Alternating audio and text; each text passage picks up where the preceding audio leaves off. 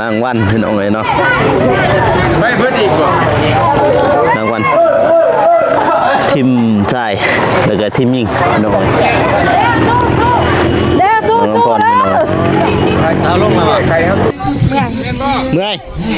ได้สู้ในบ่บ้านครับบ่ได้เตะเพื่อฉันต้องตามมันลึกพอดได้สู้ในบ่บ้านได้สู้ในบ่บ้านได้เตะอยู่บ่เดี๋ยวฮะเหือก็บ่มีออกท้องพ่นบ่อยู่ในนี้นักกีฬาได้เหือบ่ออกเลยนี่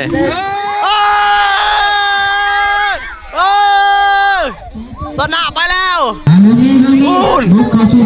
แซมแล้วบ่ต้องลงดอกทองคนเดียวนี่หาจับจับบ่หันสิถ่ายผม1 2 3แซมแล้วโอเคเย้เอ้ยซับแล้วซับเอ้ยเก่งการมาเสียงซ้อขอเงินรางวัลเนาะขอเหรียญเงินรางวัลจำนวน1 ล้านกีบเต็มที่ทางทีมงานก็บอกจะต้องหน้าที่เก่งหลายนะพี่น้องเนาะเงินเอาไว้นี่เนาะสิไปซื้อยังให้ตรงนี้ก็ได้เดี๋ยวจะกินอันนี้ก็ชิมอบให้ทางประตูเป็นผู้หับเนาะเพราะรอบนี้บะเตียงไม่ต้องไปเต้น้ำเพราะว่าบะเตียงเป็นเจ้าของคันพี่น้องไงคันทองเนาะสุดยอดลายเนาะถ่ายรูปเรียบร้อยเห็นบ่พี่เก่าเนาะนี่แซมจนได้งานเนาะ3สุดยอดหน่อยคนเด็ก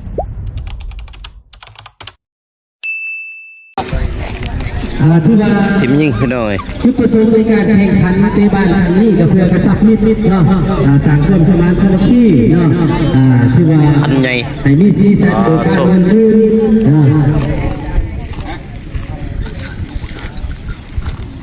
ที่ว่าผู้สนับสนุนหลักก็คือท่านที่งานของเบาเตียงทองเนาะในการแข่งขันกีฬาครั้งนี้เนาะให้มีสีสันกีฬาหาไก่ย่างสุดทิพย์เนาะนี่เป็นสีสันของวัยรุ่นของพวกเราเนาะสบายดีโอเค8ตัวมืดเป็ดคนแต่ละเทป7 7 1เนาะเดี๋ยวถ่ายรูปก่อนถ่ายรูปกันเนาะถ่ายรูปที่ว่ามีการสีสันกันคักแน่เนาะสีสันสวยงามหลายเนาะอันนี้คันเดี๋ยวมองกล้องเด้อ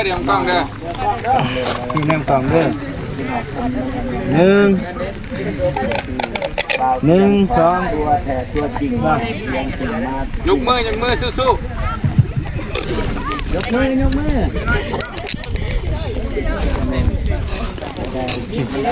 เดี๋ยวเปิดคลิปนะเด้อโอ้สุดแดงเดือดพี่น้องเลยเนาะเปิดภาพมาวันนี้ก็ฮอดเวลานาทีตอนค่อยคำลงแรงดื้อจะต้องขอกราบทักทายสบายดีเนาะจิ้วเนาะตอนนี้เขาก็มาฮอดสนามเป็นที่เรียบร้อยเนาะอันนี้จังแดงเดือดพี่น้องเลยผสมสบายดีได้น้องเด้อประตูทำเลยเด้อชุดอะไรอันนี้ตั้งชื่อตรงไว้ก่อนสบายดีได้น้องเด้อโอเคนี่นะทั้งกระเป๋าเองเนาะมีขันรางวัลกับเงิน1 ล้านกีบทีมใดชนะเอาไปเลยเนาะทีมชนะเท่านั้นได้จังใดทีมชนะเท่านั้นจึงจะได้คันเนาะคือเขาสีชันต้องการถ่ายคลิปดูสินะไปลงแลนมาโหลดแลนซื้ออยู่ในเดินหันบ่เตะได้บ้านหันแลนซื้อ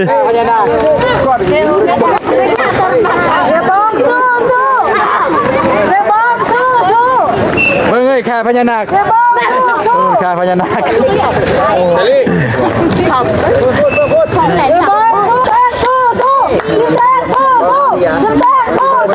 พี่แป้งสู้พี่ปาเตียงสู้พี่ปาเตียงสู้ เราเจ็บคอเด้อ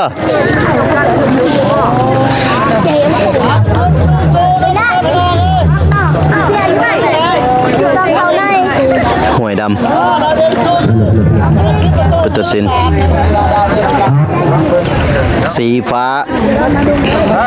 ตัวสีน้ำเงินปะทะสีแดงทีมยูทูบเบอร์พี่น้อง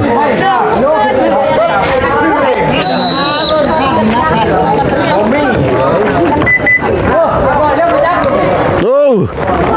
ธรรมดาเด้อเกือบเขาเอ้ยมันต้องสิรางวัลพี่น้องเลยเนาะ ไม่เพิ่นอีกบ่ รางวัลทีมชายแล้วก็ทีมหญิงพี่น้องเลยกองเชียร์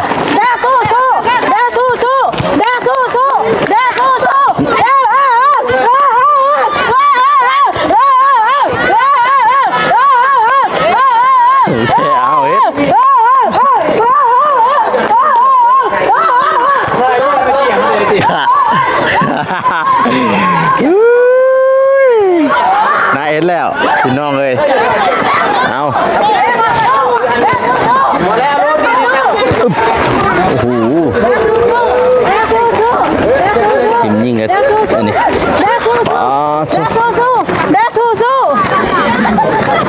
มาดอก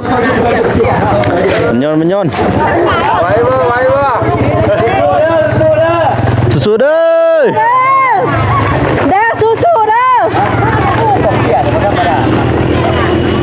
น้องพรพี่น้อง ที่แก้ไขครับตู้ฮอด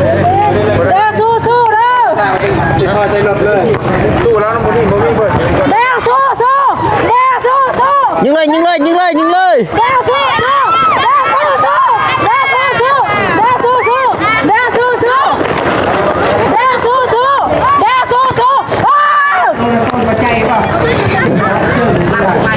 น้องบองก็มานี่ปาโถเดินกับเป็นตะญาติเลยพี่น้อยโหดเลยเดินเนี่ย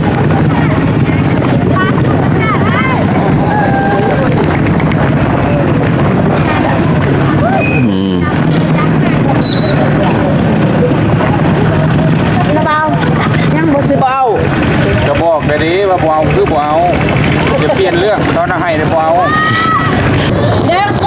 เอาต่อพี่น้อย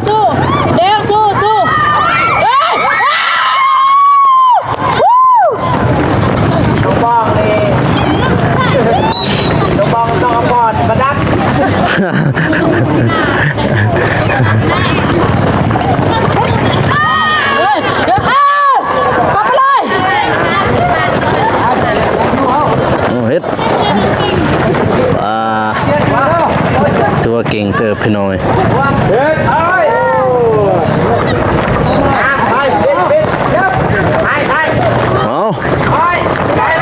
เอาเฮ็ดไปดินี่น้องพ่อนนี่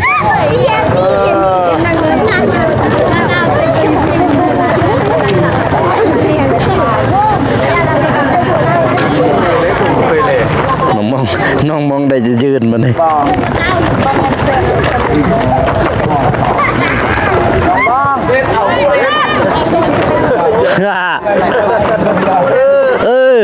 ได้สู้อยู่บ่บ้านนะ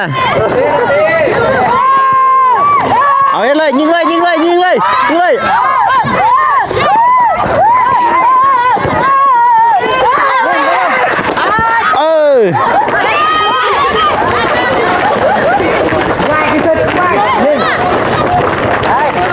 เฮ็ด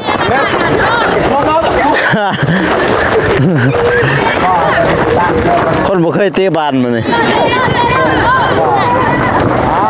เอาเฮ็ดเอา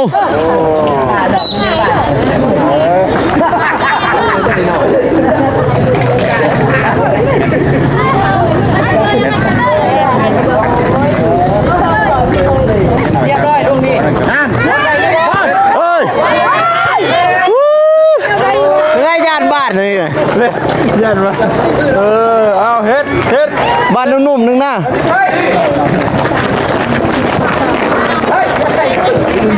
ไปป้าห้ามป้าเอาเฮ็ด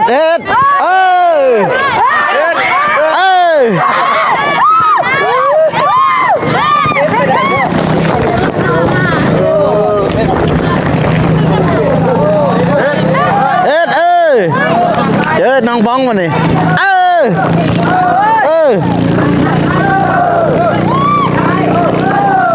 อาส่งมา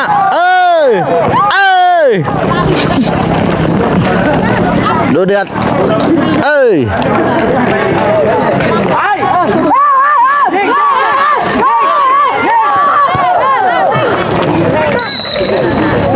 ว้าวยิงสูงๆนะบันเบาๆบานย่อยๆโค้งเข้าประตูปั่นเขาเลยปั่นนี่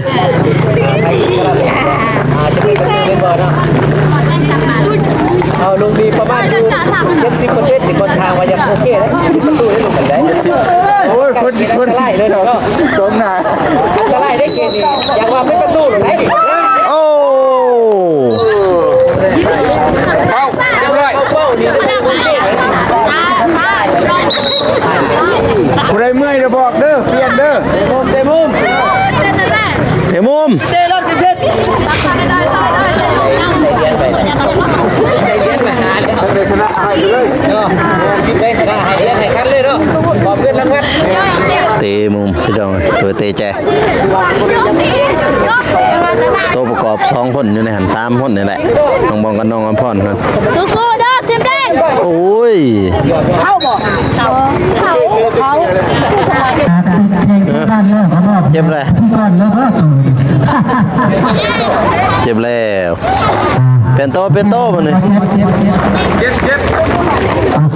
มาเจ็บเพิ่งนี่นะผู้ใดหน่อยนะเจ็บแม่หน่อยเนี่ย2 คู่ 2 สาวกองหน้าน้องบองกับน้องอภรกองหน้าเจ็บเล็กน้อยเจ็บ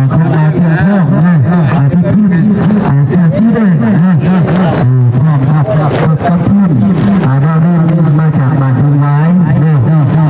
ซึ่งเป็นการแข่งขันกีฬาเพื่อสารเพื่อการสารความเป็นการมันซื่น เฮ็ดบัดนี้ของในมือชาวลุงของเราเอาคณะที่เขาซึ่งเป็นการแข่งขันเลยเนาะตอนนี้ที่เราไม่กำลังทำอะไรเราเปิดขึ้นไปแต่ละทีที่เราเดินทางมาที่เป็นประตูลูกบอลเนาะเขาอยู่ข้างหลังเข้าเด้อจะเป็นประตูลูกบอลยิงเข้าไปเกือบเข้าเกือบเข้าเอาบ้างเลยเอาคุณมาในขณะนี้คะแนนสกอร์ยังสู้ๆอยู่เนาะคุณมายังว่าท่านมีทีมไหนที่ประตูไหนขึ้นมาเนาะคุณมาคู่ขี้สู้ๆเนาะนี่เอาเฮ็ด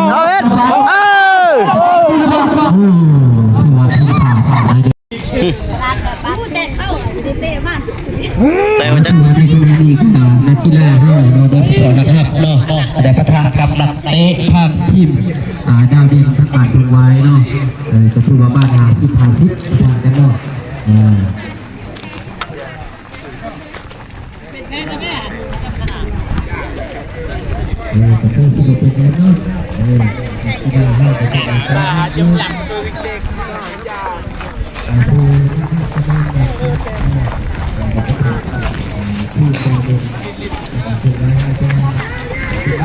ธรรมดาจะได้กำลังลุ้นอยู่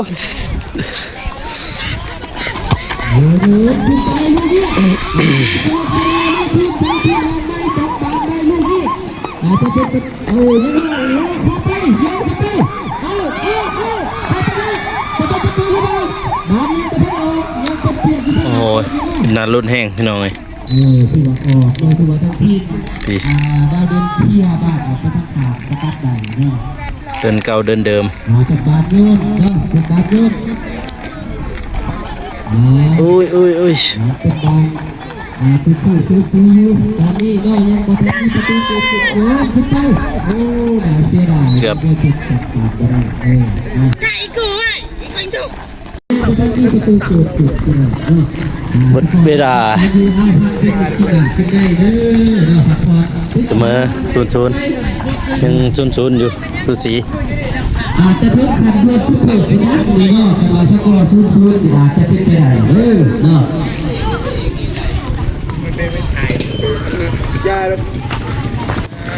เพิ่นคุมสุขคงหนะอยู่ กินน้ำกินน้ำกันเด้อกินน้ำกินข้าวกันกินน้ำกินน้ำเด้อน้ำผู้ใหญ่ให้เบิดเลยเบิด ยายรถ ใหญ่เลย แต่ละคนรถเกือบแล้วเกือบชนะแล้วกิน คนเตะบาดปกติ น้ำน้องบองน้องบอลหักบ่ ยังไรอยู่ ซ้ำกันกับไอ้ ฮะ ซ้ำกัน อ๋อ ตัวประกอบเด้ จะว่าไม่ใช่พิษทับกันเลยห่วยบ้าไปเอายายให้เพิ่นน้ำกิน ยาย น้ำก่อน ยังไพ่บัทันในลงสลีครับอันนั้นบอบัทันในลง ภาษาทาง ขาด2 นาที คนน้อย ก่อนโต ยิงยังไงไม่ถึงลูกหนึ่งแม่ นะเบื้องนั้นก็พออยู่บ่หนักเขา เดี่ยวตาย เร็วสึกว่าเก่งลงเลยชนะ100%เนาะเร็วสึกว่าเตะคนว่าเตะไปกระเชียร์ เศร้าลงแล้วบ่ เล่นบ่ เมื่อยได้สู้อยู่บ่บ้านครับบ่ ได้เตะเพื่อชั้น2ตามเป็นลึก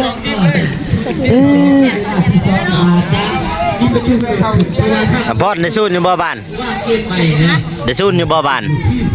ได้เตะอยู่บ่เดี๋ยวฮะเหือก็บ่มีออกท้องคนบ่อยู่ในนี้นักกีฬาได้เหือบ่ออกเลย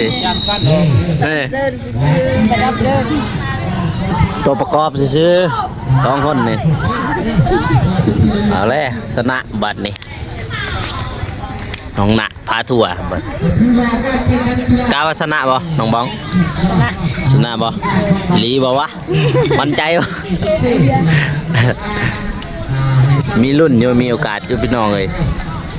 มีโอกาสชนะอยู่เพราะว่าเห็นทางน้องๆเขาก็ยิ่งเข่ากรอบอยู่พี่น้องเลยเดือดแดงเดือดวิททิมยิ่งแล้วก็ทิมใส่อีกพี่น้องเลยบ่เมื่อย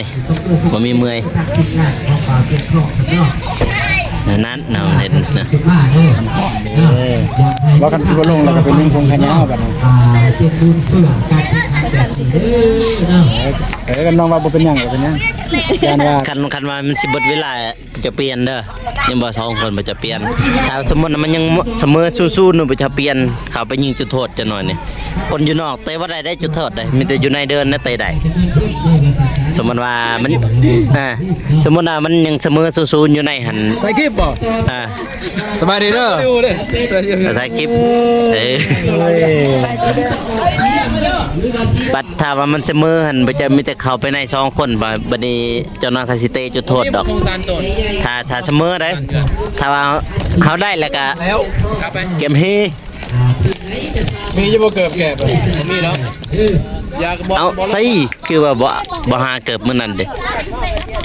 มื้อนั้นบ่าวน้องใส่เกือบไผ 3 เก่าได้อยู่ สิเดสิ 40ได้อยู่บ่าวน้องใส่เบอร์มื้อนั้นเบอร์หยังสิใส่ เรียกจะน้อยให้บ่เจ็บสูงสุดเบอร์38 เบอร์หยังบ่าวน้องใส่ ไปใส่บ่ไปใส่จับไปใส่นี่นะสโลโก้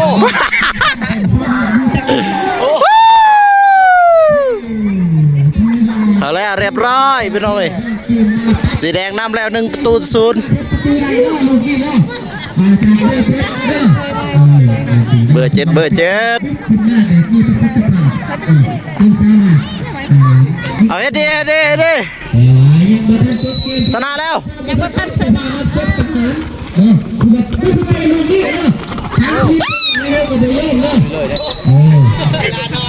บุกเลยได้บัดนี้เด้ ให้แก่ตัวอยู่นะ บุกบัดนี้ ได้เป็นบางเป็นหลายเฮาแต่สามารถตีเสมอได้ไม่บ่แต่ว่าตอนนี้เสียประตูไปแล้วลุงมวย อุ้ยเบิ่น ลุงไม่ตายประตูที่สอง ทะเลลงแล้วป่ะ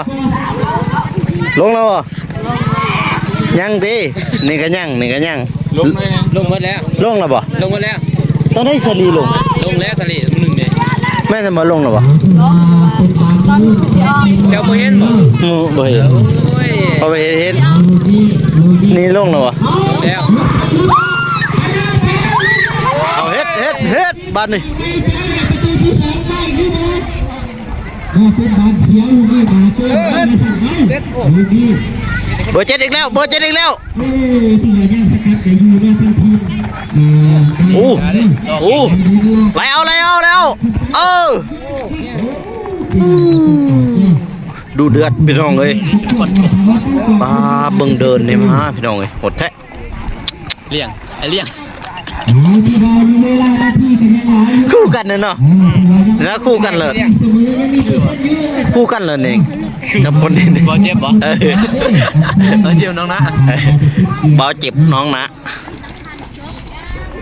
มีทีมดาวดินโยนขึ้นไป เตะ ทีมที่ไม่สกัดออกไปขาดเป็นบาง ฟาวจานฟาวเมื่อกี้เบอร์เจ็ดยิงประตูใส่น้ำพี่น้องเนาะเออ เอาบ่ต้องลุยมันได้เด้ ได้แล้วหน้อยหนึง การแข่งขันกีฬาครั้งนี้ แกงดีจุกนอนนะ เอาเหยียบน้ำมานี่ไหนมาเร็วนี่ ลุดไม่ได้เอ้ย โอ้ย นี่ โอ้บ่ซื้อโกน แต่ธรรมดา ซื้อโกนมั้งฮะ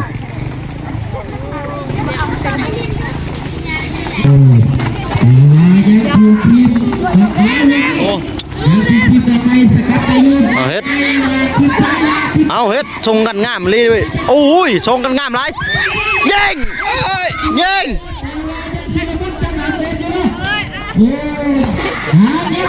โอ้ย นะแลน กันฮอดอันนี้นี่บ่เหลือ แลนนะแลน กันฮอดชนะนี่เสียทุกทีม2ทีมเลยชนะเสีย2ทีม แลนรัวเลย แลนรวดเลยนะอ้าวอุ้ยเกือบเขา ไม่นิดหน่อยผับ เอ้าเปลี่ยนกันเลยวะเอาเฮ็ดบัดนี่ ไปอีกแล้วไปอย่าทำผิดเราเด็กน้อยเป็นเด็กก็ยอมไปเด็ก นี่เป็นเช็ดนี่โอ้ จานว้าวจานมันใส่อีกเลยเกือบใจหายหมดเอาเฮ็ดบัดนี้เอา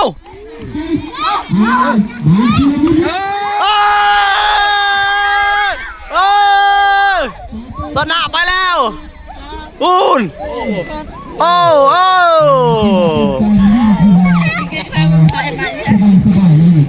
เรียบร้อยตัวตึงพี่น้อย จะให้แลนซับมาเลย น่ะสไลด์มาเลยน่ะสไลด์มาเลยแลนสไลด์มาเลยเฮ้ย เย็นนะเข้าแตก 2-0ผ่านแล้ว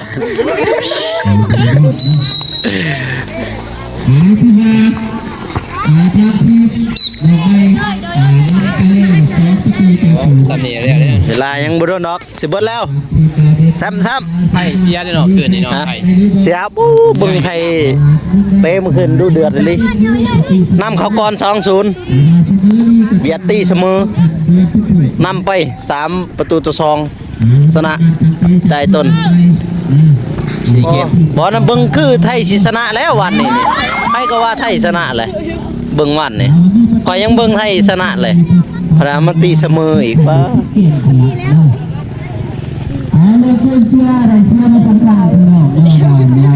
วิทย์คู่นี้ก็เป็นผู้ทีมชายเนาะพี่น้องเนาะวิทย์คู่นี้ก็เป็นผู้ทีมชาย ครบเลยตีครบลงเลย ลงครบแล้วอะเจ้าก็ได้วะฮะเนาะถ้าเอาแซ่บอย่างเดียวเนาะถ้าย่ออย่างเดียวถ้าย่อคันอย่างเดียวแซมแล้วบ่ต้องลงดอกทองคนเดียวนี่หาจับจับบ่หันสิให้ผม1 2 3โอเคแซมแล้ว2-0นี่โอ้ สกัดไปเป็นบานเตะบุญเนาะเป็นบานเตะบุญของทั้งทีมดาวเด่นเนาะลูกนี้จะสามารถตีเสมอได้ขอโทษเนาะตีให้แตกในลูกบอลภาวะยิงลูกนี้ได้จะมีเปอร์เซ็นต์ตีเสมอแน่นอนเนาะน่ากลัวนะ ทีมดาวเด่นสั่งบุกแล้วบานนี้เนาะสั่งบุกแล้ว เดี๋ยวคันจบเวลาโหเลยเด้อ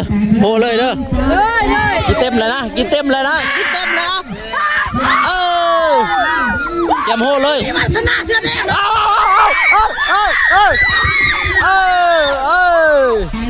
ไวพ่อน่าเสียดายเนาะลูกนี้อ้าวไปเพิ่มมาสั่นเลยเจ็บ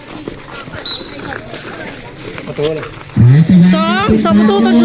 2-0ทีมดอกไม้ยังบอลประตูที่3จะได้เนี่ยจะได้หรือไม่เอาเฮ็ดบ่ได้เฮ็ดเกือบรุ่นพี่น้องเลยเสียดายเป็นบาดเตะขาเป็นบาดเตะมือเนาะที่ว่าทางทีมดอกไม้ยิ่งแล้วไปติดพื้นของทางทีมเราเป็นบาดเตะมือเนาะลูกนี้เตะมุมหรือว่าเตะแจเด้อเฮ้ยเกมเฮเด้อ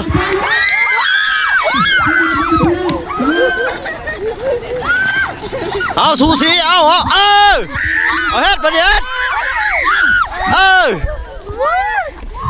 เป็นแมนเสียพิชิตแม่ทุกคนเอาเสียยังอยู่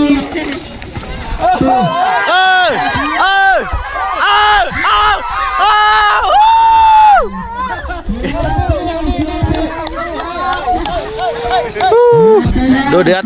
ประตูที่3เป็นบานเตมุมนะทางออกมานอกเลยนี่มันนอกนี่ถือเจ้า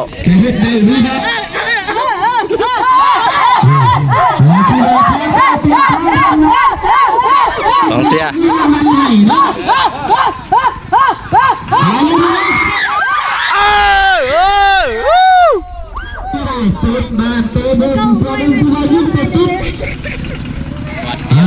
แกมเฮพี่น้องเอ้ยเวลาก็สิเบิดแล้วนี่ทีมดอกไม้ใบยักษ์เอามือปุ๊บทีมดาวเป็นสกัดออกมาเป็นบานเงินนะเปียโตจานเปียโต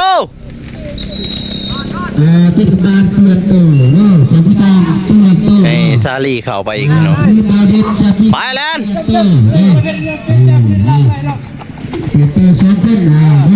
2 คนมาไปเข้าไปประตูที่2ได้พอดีนะกองหน้าเอาแล้วตัวอีก1 ประตูรอบเกมเฮประตูต่อ0ไทยอย่างเดียวจะบ่ยอมนะถึงมาจะบ่ได้ตีใครแตกแต่จะบ่ยอมเสียประตูไปนะเกิดเป็นวิธีการสั่งให้บุกแม่ได้นี่เนาะที่มาทีมทีมบางไม้ได้ประตูเอาเฮ็ดบ้านนี่ตลอดอันนี้ทีมดาวเด่นเฮายังเป็นฝ่ายตั้งรับบ้านตั้งเตะจะเสียประตูที่3ก็เป็นได้เดินนี่ก็โหดพี่น้องเตะหิน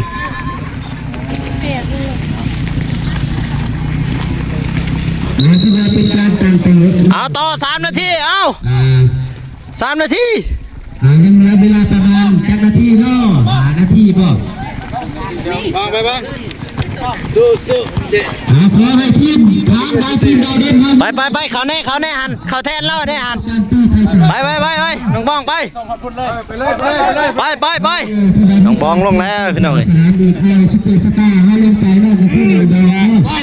ซุปเปอร์สตาร์เด้อตัวประกอบ ประตู เกมเฮเด้อ น่าเสียดายเนาะ เอาไล่หัน ถือว่าเวลายังมาทันได้ เออ ไปนะ1 นาที2 นาทีจะมีความหมายนะไล่ซอยกันจอน ผู้ว่าทางโค้ชชนกรรมการกับสัก เฮ้ยไล่ซอยกันเด้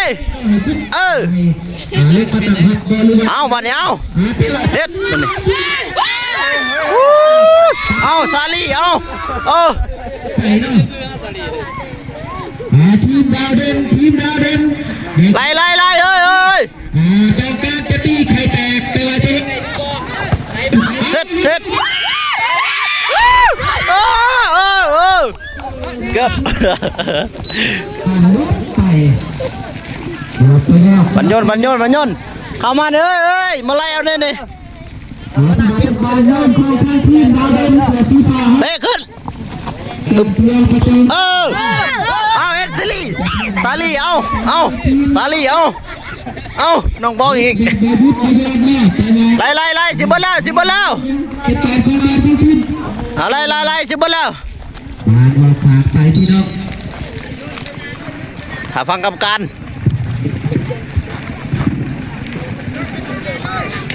เก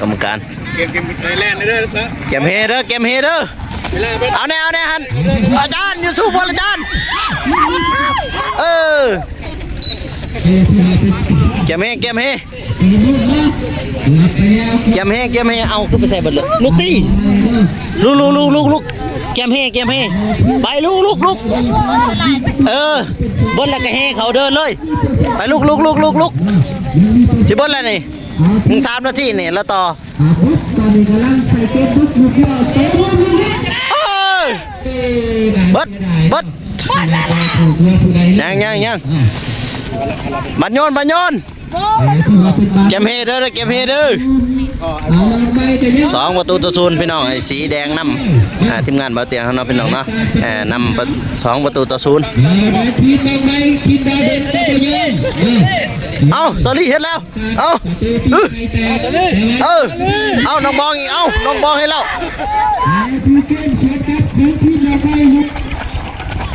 ไอ้เฮ็ดปะเนี่ยเอาผ่าน2ผ่าน3โอ้ยเวลากันยังอยู่แต่กรรมการอย่างเดียวพี่น้องที่ว่าบรรยากาศในการแข่งขันในผู้ว่าทุกทีทุกเกิดในการมาสู้จี้แต่กรรมการอย่างเดียวเลยบัดนี้เป็น2ทีมเอารถออกอีกเลยเบิ่งกรรมการอย่างเดียวพี่น้อง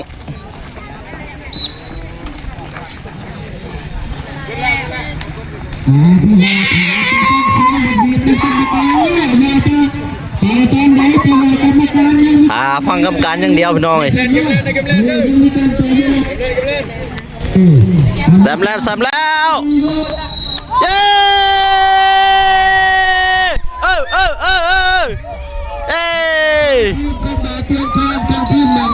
แซมแล้วแซมป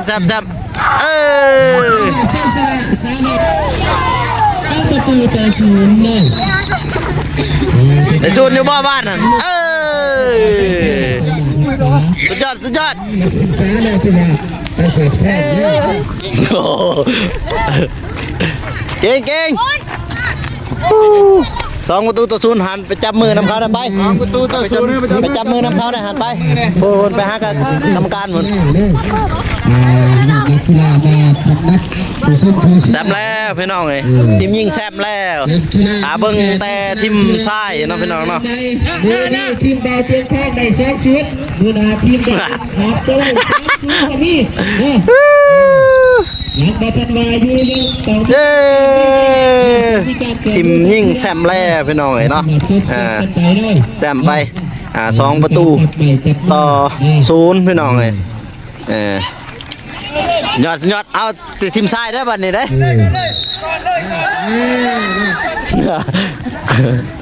กองเชียร์ที่ว่าสร้างความคึกคืนกันเป็นทางสาวนาฮะเนาะที่ว่าเป็นกองเชียร์ที่ว่าสร้างความเบิกบานมวลซื่นหลายสิ่งควรเนาะต่อไปก็จะเป็นการเคลื่อนลงสู่สนามของนักกีฬาทีมชายเฮาเนาะจะพบกับระหว่างทีมประตู FC อันนี้ไผสิมอบคันบัดนี้ มาเตียกทองเนาะ บ่ไผสิมอบคันบัดนี้มอบเลยอยู่หั่นแหละ มอบเลยก็ได้มอบเลยสัก ก็มอบเลยนั่นแหละหนึ่ง ที่ว่าทางบาวเตียงทองเพิ่นจะมีการมอบเลยเตเลยหรือมอบเลยเนาะขันรางวัลแม่ที่ว่าทางบาวเตียงทองกำลังถือขันมาจะมอบให้นักกีฬาม อบเลยแหละ ทีมดอกไม้ที่นะครับใส่คณะนี่ ไปมอบเลยก็ได้ตัวมอบเลยมอบเลยนั่นแหละผู้หญิงเด้ นี่ที่ว่าทางบาวเตียงทองเฮาได้ถือขันมาแล้วเนาะ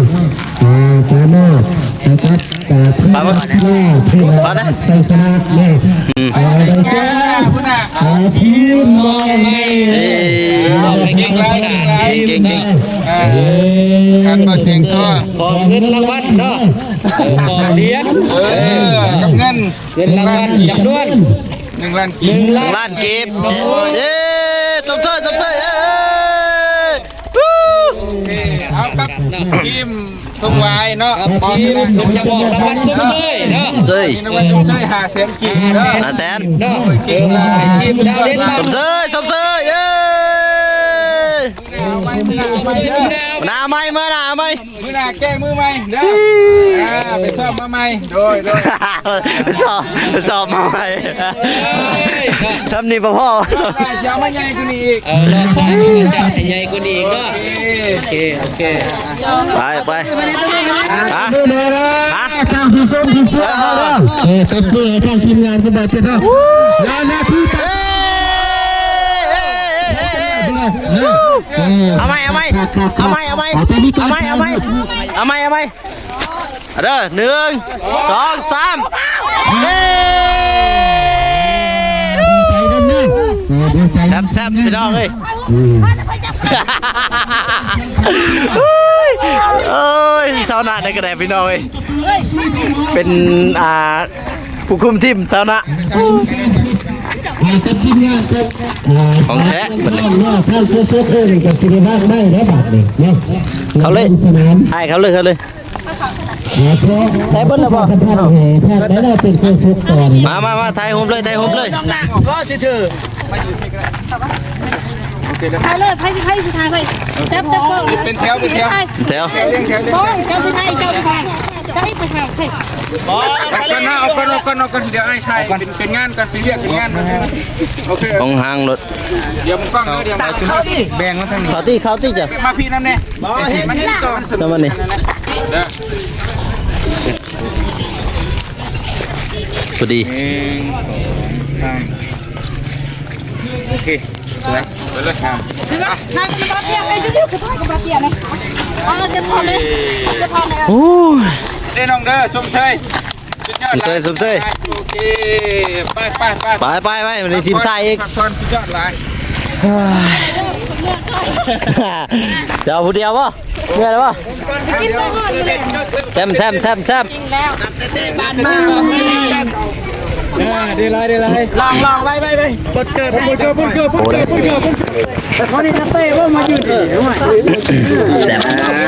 ซมจนไหนเขาหลอกเกือบบอแซมเกือบเสียยอดหลาย บ่เห็นตัวหมกบาทบ่เห็นเลยดีแต่อย่างเดียวใครยิงซื้อโตได้ครับเนี่ยให้เขาจับไปโอเคอันนั้นระวังนั่นออกก่อนนะบ้องออกก่อนมันให้มันเอาตารถเข้ามานะมันบังตารถไอ้ชิม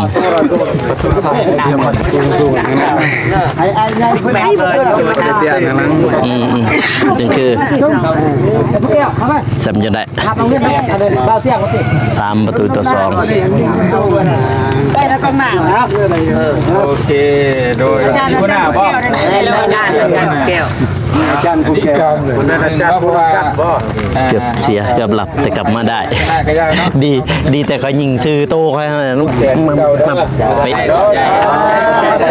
เอานี่ถือว่าสุดยอดหลายนี่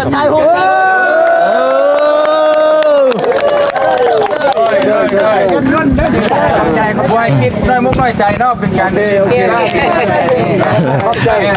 หลายๆการอาจจะแต่ทั้งให้ชนะก็ได้รวมกีฬาอะไรเอาสุดเด้อเตียงเด้อกีฬาเอาสุดเลย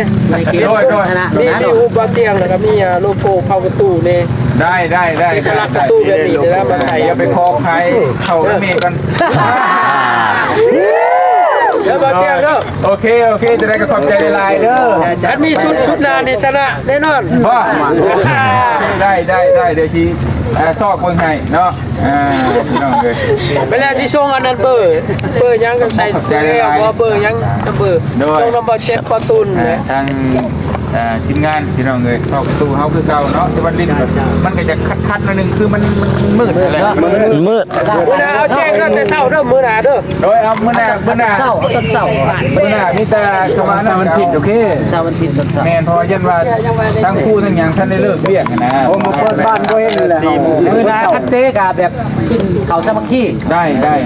เอามื้อวันพุธเอาปีใหม่บ่ต้องเดี๋ยวจะให้ทั้งวันติดเด้อขอบใจหลายๆเด้อตัวมามาถ่ายรูปกันก่อนมาถ่ายรูปกันก่อนเด้อมายังบ่มาได้ฮะเนาะสิได้เห็นคนรออยู่ว่มาเด้อมาถ่ายรูปเด้อนะมันถ่ายรูปเด้อโอเคโกไล่ๆป่ะเอาก่อนอันน้ำเอาตัวออกไปนะไปก็ขอยืนนำบ่เตียงนี่ไม่ยืนนำเขานั่งไปด้วยโอ้คันอันนับแน่1 2 3เอาเย้ชนะกันเย้คือกันเลยด้วยเย้ไปน้ำกันไปโอ้สิเสียเลยใส่เสื้อใส่ขอบใจด้วยทีมงานบางเตียงโอเคเดี๋ยวมื้อหน้าเอามาฝากอีกแน่นอนเนาะโดยมืออย่าลืมครับโดยโอเคพอลายเนาะโดยพอแทนได้ให้เมียไปด้วยใช่อันสิแต่ข้างหลังโอเคเสียใจจะมอบคันในทีมงานแล้วก็ไปใส่หูก็ได้นะเข้ากระจาย1 2 3แกรกมังสิบไปก็เตียงโอเคโดยอยู่นี่มีแห้งย่อมันนี่หับการนำเจ้าแล้วก็ย่อทีมงานเฮาสิโดยไปชาหาตื่นคันอยู่บนเก่าคันยังอยู่คือเฮามาวันนี้บ่ตูนว่าสิขอให้น้องบองได้บ่ครับอันนี้บอกรู้เลยเราตั้งเด้อโดยโอเคโดยเอามาใครจะเป็นผู้ฮับใครเป็นครับบ่เจ็บว่านี่มันโมเมนต์ของง่ายได้บัดนี้ว่าเสียเจ้าได้บัดนี้เอามาไปเสียสละเลยกำเงินอยู่ในนี่เด้อพี่น้องไงเพราะว่าอันนี้เงินทางทีมงานเขาคุยกันไว้ว่าถ้าทีมงานเขาชนะเขาสิแบ่งให้เพิ่นแต่ว่าเขาบ่เตียงให้600,000เราก็ได้500,000เงินบ่เตียงเพิ่ม100,000ก็อันนี้ขัดนี่เป็นของบ่เตียงเองเนาะพี่น้องเนาะนี่แหละชิงขันบ่เตียงทองพี่น้องไงรอบชิงชนะเลิศชนะเลิศบ่ชนะจังรอบอะไรก็ชิงชนะเลิศเบิดเอาเป็นว่าทุกคนเก่งลายนะพี่น้องเนาะเงินเอาไว้นี่เนาะสิไปซื้อหยังให้ตรงนี้ก็ได้เดี๋ยวกินอันนี้ก็สิมอบให้ทางบ่ตูนเป็นผู้รับเนาะเพราะรอบนี้บ่เตียงไปลงไปเตะน้ำเพราะว่าบ่เตียงเป็นเจ้าของขันพี่น้องไงขันทองเนาะสุดยอดลายเนาะแล้วสุดยอ อดสุดยอด ถ่ายรูปละถ่ายรูปเหรอถ่ายรูปไหนเฮ้ย มาถ่ายรูปมาพี่ มาถ่ายรูปที่มาเอามัน พี่น้องไหมน้องแม่นั่งบ่ ยืนก็ได้เห็นดิ บ่ให้มาซ่อนกันนะมาซ่อนกันโอเคเด้อโอเคเด้อจับเที่ยงเบาตรูนโอเคขึ้นมือกูอยู่ร้อนจัดโอเคยอดลายเก่งเอาพี่น้องได้จะมาเตียงกันพอโต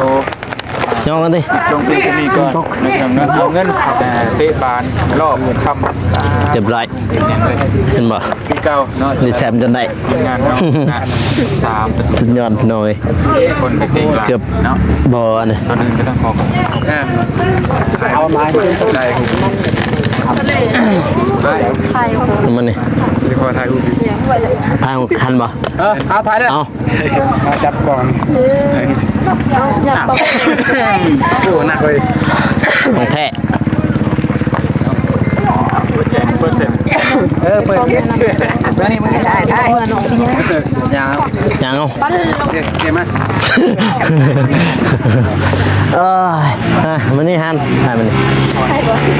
บิ๊กแมทถ่ายถ่ายวิดีโอนั่นแหละฮะ ทำขี่ลัง ยัง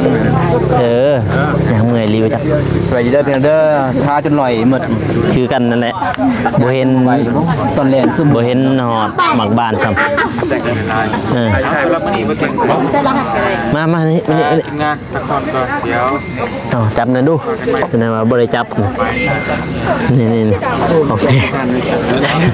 ของแท้พี่น้องเอ้ยเกือบหลับกลับมาได้ เห็นบ่ วิดีโอก็เห็นบ่ไอ้ ว่าทุกคน ใส่เงิน ยอดลาย เงินให้ ทีมงานเด้อโดย โดย อายุดีมีแห้งพี่น้องเลยเด็กกองเชียร์เฮา เกือบหัก เลือกกองเชียร์ ของเสีย เชียร์อยู่ตรงนี้เอาไปบ้านไป มาเด้อ ได้ก่อนเลย เอาทายบัดนี้แซมแล้ว เอกก็ยังเอาให้เราเนาะ อะไรก็แซ่บ เกือบบ่ได้เนาะ เกือบได้แซ่บ เกือบ แซ่บไปละเรือแซ่บ แซมจนได้เฮ็ดอีสังพลาดบ่ไผยิงน้ำไผยิงเด้ เน่ประตูใส่ ประตูสุดท้ายนั่นบ่ คนนี้แอสซิสเด้อเอาแอสซิสเด้อเดี๋ยวคนนี้แอสซิส แล้วก็ไปนี่2หน่วยนี่2หน่วยบ่ฝนหน่วยนึง ไม่ให้ไปซับ พอดีประตูใส่บ่ ยิงลายลูกอยู่ จังแล้วผมเลย เอาซ้ำชนะซะ ต้นเขาบ่แม่นดอกมันเรือเลยเกือบเสียแล้วนั่นเกือบเสีย เดี๋ยว บ่เห็น แต่ทีมงานสิเอาเฮ็ดอะไรก็เฮ็ดเพราะมันบ่เป็นของให้เดี๋ยวเอาบ่ให้เลยเอาไว้คือว่าให้น้องบ้องบ่เงินก็เลยเอาไว้บ่ฮู้ถามกับมึงแต่ไอ้บ่ แล้วแต่ ของความคิดเห็นตัว แต่ไผก็ให้ น้องบ้องนี่ไปเฮ็ดได้ บ่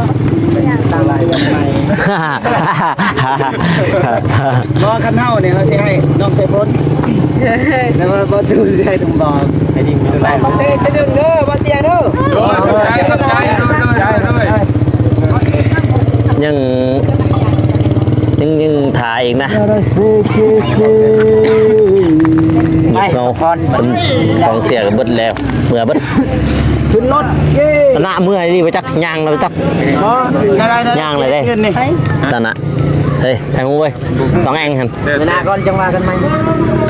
โอ้นี่น่าเชื่อแม่นอยู่หั่น พอบ่เลยหั่นนี่ได้กินคือกินยังก็ได้หั่น 1 2 3 กินตามบ่ บ่เจ็บไทยฮูบ ไปกินน้ำกันนี่แหละกัน เอาแบบถ้ากินเบียร์ ไม่เนี่ย หั่นนี่เพิ่นเปิดบ่ซะ โอเค มันเพิ่นหั่นนี่กินนี่ก็ได้ เอา เปิดปิด เอาถ่ายหัวมันดู ปิดเปิด ถ่ายวิดีโอนำเด้อ มีเด้อเป็นเล็กๆบ่หันนี่นะ ป่า มาก็กันจับมาก็สิ เดี๋ยวก็ไปแหละไปกินมันเบิดกันแล้ว โลตังค์ เอา ถ่ายรูปน้องบองกัน เอาไป บองน้องบองมานี่ถ่ายรูป โอเคขอบใจเด้อไปเฮา โกรธที่จะบอกคิว เฮ้ยแซ่บอะไรได้เนาะเอา ยังนะบ่แม่น้องบองมาทางนี้ก็ได้มันจะได้เห็นปลดออกที่หมวกคันมันจะไอ้ชเอาเดี๋ยวมาทางนี้ดิ ไปได้ป่ะ ได้ ไปจับจีนี่เอาเด้อ1 2 3เอาอีกเด้อเอาเด้อยิ้ม1 2 3โอเคเรียบร้อยคิดแต่อย่างเดียว ด้านฟันเป็นจริง ถ่ายรูปไปถ่ายรูปมัน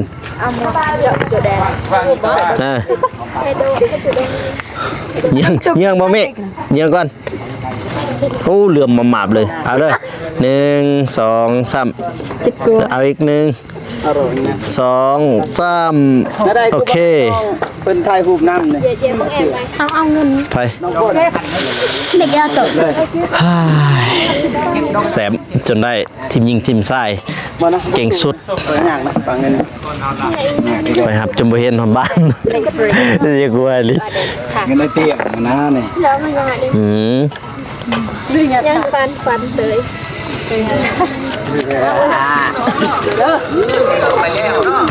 เกือบหลับโอ้เดี๋ยวได้ต่อมาเนี่ยไปใช้ต่อฝั่งแพนตี้ ได้เล่นนะ ตูนตูน บ้านนั่นเด็ก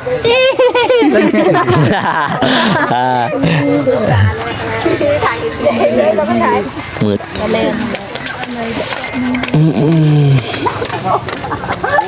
โอ้ย มันสิเมนสีสเปรย์บอกเลย สีสเปรย์โอ้ยเกือบหลับกี้ก็ไปยิงแน่ยิงในหลายรถมันจังได้เกือบเสียได้หันเลยเขายิงลูกนั้นบ่เห็นเลยดีแต่ว่าซื้อโต3 ประตูต่อ 2เพื่อนเลย เมื่อกันเด้อให้น้องเด้อ โอเคเโอเคจอเด้อทีมงานเด้อทุกคนทุกการหน้าเจอกันไหม จุดว่าสิกอดคัก เราตูน ๆเอานี่ลองจับวะ ดื้อดีนะบางคนเป็น โจเร็วโจ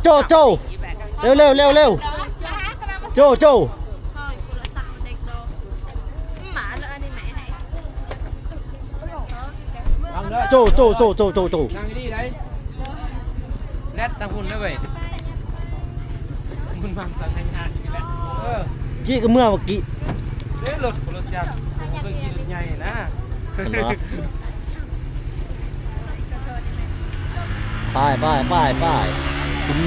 ทิ้งยิงกระแซบเป็นใต้กระแซบมันต้องแนวนั้นมันเป็น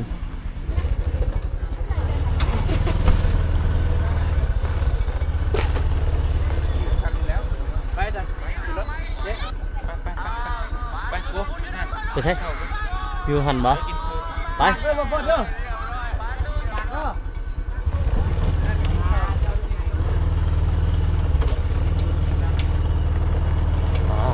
เดินทางกลับพี่น้องเอ้ยเดินจะมีแต่หินดีแต่ว่าเขายิงซื้อเบาโกตอนที่ว่าอันนั้นตอนที่ว่าจบเกมนั่นนะเกือบหลับนะดีแต่กลับมาได้โอ้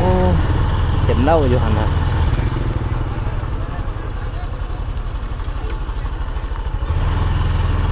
เต็ม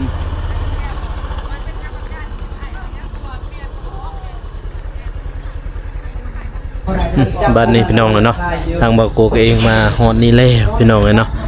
เมื่อกี้เจอกับทีมยิงกับทีมทรายเนาะพี่น้องเนาะเขาเจ้าเตะลิงกีฬาพี่น้องเนาะทีมยิงกระแซบทีมทรายกระแซบพี่น้องเลยเนาะถือว่าสุดยอดแห้งพี่น้องเลยเนาะทีมงานเฮานี่ทั้งเบาเตียงแล้วก็ทีมงานพี่น้องเลยเนาะทีมทรายกระแซบทีมยิงกระแซบทีมทราย ได้เงิน1ล้านได้เงินเนาะพี่น้องเนาะ500,000เนาะพี่น้องเนาะทีมเขาเจ้าแพ้ได้เงิน600,000พี่น้องเอ้ยเนาะบัดนี้บ่โกเองก็ขอตัวลาไปก่อนพี่น้องเนาะก็อย่าลืมฝากกดไลค์กดติดตามหรือว่าเบิ่งคลิปต่อๆไปของทีมงานเนาะพี่น้องเนาะสำหรับคลิปนี้ขอกล่าวเข้ามาสบายดีเด้อพี่น้องเนาะแล้วเจอกัน EP หน้าหรือว่าคลิปต่อๆไปเนาะพี่น้องเนาะบ๊ายบาย